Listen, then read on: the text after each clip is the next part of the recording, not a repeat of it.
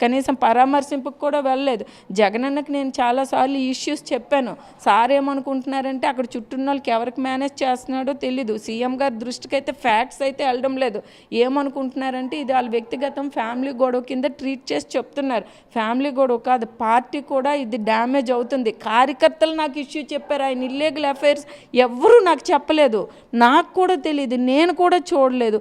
Party cadre నాకు చెప్పారు, madam పరువు పోతుంది మేడం, ప్లీజ్ మేడం సార్కి ఏదో నా మాట వినేసేటట్టు ఆయన ప్రజలు కానీ క్యాడర్ కానీ భావించుకొని నా దృష్టిలో పెట్టారు. నాకు తెలుసు ఫ్యాక్ట్ ఏంటంటే ఎప్పుడు ఆయన మా మాటలు వినే పరిస్థితి లేదు, గౌరవించే పరిస్థితి లేదు. మేము అడ్జస్ట్ అయ్యే ఆడపిల్లలు గౌరవము ఇది అదే అనుకొని మేము అడ్జస్ట్ అయ్యి వెళ్ళేవాళ్ళం. కానీ అది చూసిన వాళ్ళకి ఎలాగుంటే దూసి మేడం గారు చెప్తే వినరా అని ఉంటుంది. అప్పటికే నా ప్రయత్నం నేను చేశాను.